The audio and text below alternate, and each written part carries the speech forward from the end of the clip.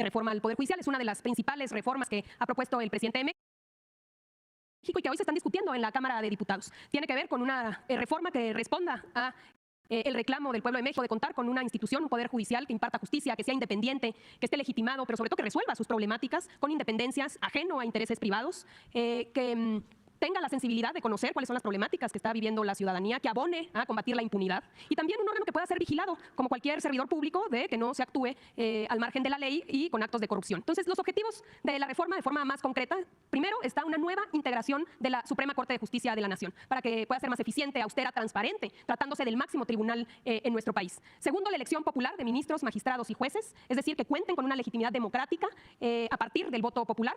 Número 3, la sustitución del Consejo de la Judicatura Federal, no solamente dividir en dos nuevas instituciones, sino que realmente se garantice que se cuente con instancias para poder tener una vigilancia. Y finalmente, nuevas reglas que tienen que ver, uno, con que realmente la justicia sea expedita, es decir, rápida, no lo que conocemos hoy como juicios interminables a través de amparos y resoluciones, y equilibrio de poderes. Otra de las problemáticas que hemos venido viendo es cómo el Poder Judicial se ha puesto por encima de los otros poderes, incluso llegando a desaparecer leyes aprobadas por el Congreso. Adelante. Primero, la nueva integración de la Suprema Corte de Justicia de la Nación. En la reforma se reduce el número de ministras y de ministros. Hoy hay 11, no es necesario contar con esa cantidad, por eso se reduce a 9 integrantes. También se reduce el periodo de su encargo de 15 a 12 años. Se desaparecen las dos salas. Hoy la Suprema Corte trabaja en dos salas y después trabaja en pleno. La idea es desaparecer estas salas que son muy opacas en la resolución de sus conflictos y que solamente se sesione en pleno a través de sesiones que deberán ser públicas, transparentes, todas y todos tener la posibilidad de conocer qué están determinando y decidiendo los ministros. Por el otro lado, se elimina la pensión vitalicia, el famoso haber de retiro, para actuales y futuros ministros y ministras, que conocemos que se trata de haberes de retiro muy onerosos. Y finalmente se reitera, hay que recordar que esto ya lo establecía la Constitución, pero se vuelve a reiterar ahora de manera mucho más clara, que las remuneraciones de los ministros, de las ministras, deben ajustarse al tope máximo establecido en la Constitución, que es lo percibido por el presidente de la República. Adelante. Respecto a la elección por voto popular, tanto de ministros, de magistrados como jueces, una cosa que establece la reforma es que va a haber una elección extraordinaria. Va a haber una elección extraordinaria que se realizaría, en caso de aprobarse, en 2025, el próximo año, donde se renovarían todos los jueces, las juezas, todos los magistrados y todos los ministros. Es decir, por esa ocasión, en esa elección extraordinaria, habría una votación integral de todo el Poder Judicial y podrán participar en esta elección, por supuesto, si son propuestos, los actuales jueces, los actuales magistrados y también incluso los actuales ministros de la Corte. Podrían estar en la boleta y podrían ser votados. ¿Cómo se va a seleccionar el caso de los ministros de la Suprema Corte? También de los magistrados del Tribunal Electoral y de esta figura nueva que es el Tribunal de Disciplina, que habremos de tocar más adelante. Se van a elegir a nivel nacional en las elecciones, primero en esta extraordinaria y después en las ordinarias, a partir de estas propuestas. El Poder Ejecutivo va a proponer 10 candidatos, el Poder Legislativo va a proponer 10, 5 la Cámara de Diputados y 5 la Cámara de Senadores, y el Poder Judicial, a través de la Suprema Corte de Justicia, va a proponer 10 candidatos. Estos 30 se integrarán para cada una de estas carteras, de estos espacios, para poder elegir a los ministros y a los magistrados del Tribunal Electoral y del Tribunal de Disciplina. En el caso de los 1.633 magistrados de circuito y jueces de distrito, que esa es la cantidad que existe actualmente, se va a elegir en cada uno de los 32 circuitos judiciales. Es decir, cuando se trate de ministros, todas y todos los mexicanos vamos a votar por los ministros de la Corte. Tratándose de los magistrados y jueces, a uno le tocará votar por los jueces y magistrados que correspondan a su circuito judicial. Es decir, prácticamente hacia entidad federativa. Adelante. El proceso electoral y los resultados de la elección, el Senado de la República es el encargado de verificar que las candidaturas cumplan con los requisitos de la ley. Mucho se ha hablado de quiénes podrán ser candidatos. La ley establece pues, que tiene que cumplir los requisitos, por ejemplo, de contar con la licenciatura, de tener experiencia en la materia, y es el Senado el que va a hacer esta evaluación de que se cumpla con dichos requisitos. Y es el Instituto Nacional de Elecciones y Consultas, el INEC, en caso de que se apruebe la reforma electoral, el INE se transforma en el INEC, quien va a organizar la elección. Hay que recordar que va a haber una elección extraordinaria, pero después todas estas elecciones se van a ir empatando a las elecciones ordinarias, tanto las intermedias como el para presidente de la República. Las campañas duran 60 días, no habrá una etapa de precampañas y no se permite el financiamiento público-privado. Las personas candidatas tendrán acceso a tiempos de radio y televisión para poder difundir propuestas y podrán participar en foros de debate. Los partidos políticos no podrán realizar proselitismo a favor o en contra de alguna candidatura. Es un proceso ajeno a los partidos políticos. Y el Tribunal Electoral del Poder Judicial es quien va a resolver las impugnaciones y va a declarar los resultados, salvo cuando se trate de sus propios integrantes, porque hay que recordar que también el Tribunal Electoral se integra por magistrados electos por voto popular, así que en el caso del Tribunal Electoral le tocará a la Suprema Corte de Justicia de la Nación ser la autoridad responsable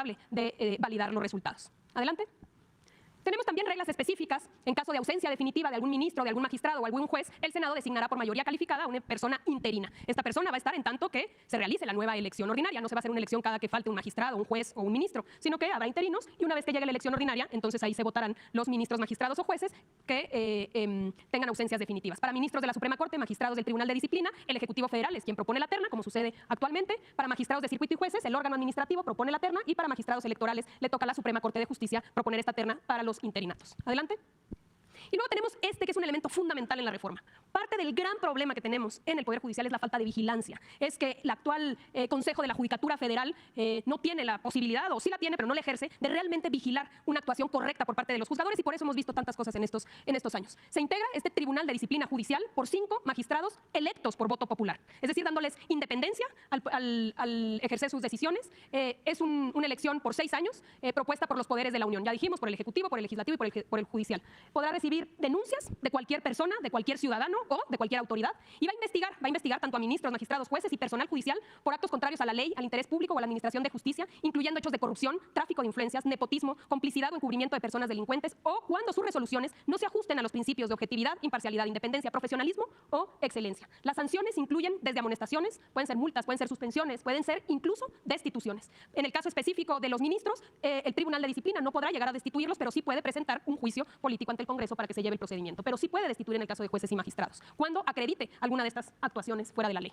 Entonces tenemos este Tribunal de Disciplina que se va a encargar exclusivamente de la vigilancia del buen actuar de los jueces y magistrados. Y aparte tenemos el órgano de administración. Hoy estas tareas se combinan en el Consejo de la Judicatura y aparte no tienen independencia porque el Consejo de la Judicatura se integra por 7 y la presidenta o el presidente de la Suprema Corte es la cabeza del Consejo de la Judicatura, y eso pues genera varios conflictos de interés. Por ello va a tener autonomía. La Suprema Corte no va a participar en el Tribunal de Disciplina y tampoco va a participar en el órgano administrativo. El órgano de administración judicial se integra por 5 personas designadas por un periodo de 6 años por parte de los poderes de la Unión. El Poder Ejecutivo nombrará 1, el Senado nombrará 1 y la Suprema Corte nombrará a 3. Responsables de funcionamientos administrativos, de la carrera judicial, del control interno, así como de elaborar los presupuestos del Poder Judicial. Adelante. Nuevas reglas también, no solamente es cómo se integra el Poder Judicial, sino nuevas reglas necesarias para el buen funcionamiento. 1, justicia expedita. Una de las grandes problemáticas que tenemos es que pasan los años, se pasan los plazos y no pasa absolutamente nada. Entonces se establece un plazo máximo de 6 meses para que los jueces puedan resolver en el caso de asuntos fiscales y 1 año para el caso de asuntos penales. En el caso en el que se rebasen estos plazos, los juzgadores tienen que justificarle al Tribunal de Disciplina cuáles fueron las razones por las cuales se excedieron los plazos sin haber resuelto previamente. Y el Tribunal de Disciplina va a investigar si en efecto hubieron circunstancias que lo justifiquen y si no, como ya dijimos, puede incluso sancionar. Segundo elemento importantísimo, el tema de las famosas suspensiones. Se prohíbe otorgar suspensiones contra leyes con efectos generales en amparos, controversias constitucionales y acciones de inconstitucionalidad.